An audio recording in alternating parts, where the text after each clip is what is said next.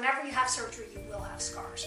There are two things to understand about this. There's the part of the healing process with the scar itself. So part of the natural healing process with the scars, we make a surgical incision and then we close it in very defined layers so that there's no tension on the scar. And then after surgery, what you'll see is that incision is a fine line. And usually I'll dress it with some skin glue or some steri strips. At about 3 to 4 weeks after surgery, you'll notice that the turn starts to look a little red. And then by 6 weeks, you'll start to feel knots. This is the normal healing process of the scar because now your incision is going through its inflammatory phase. And this is the point where you want to start massaging it to help soften the inflammatory phase.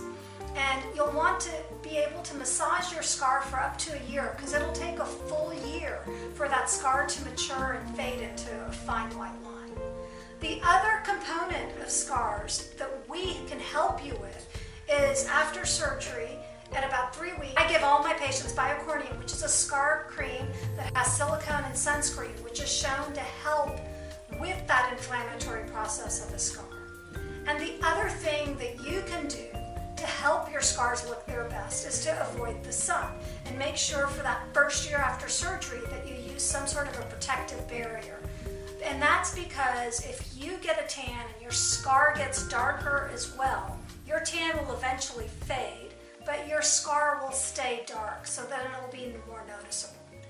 So, and we don't really want that. We want your scar to look like a fine white line a year after surgery.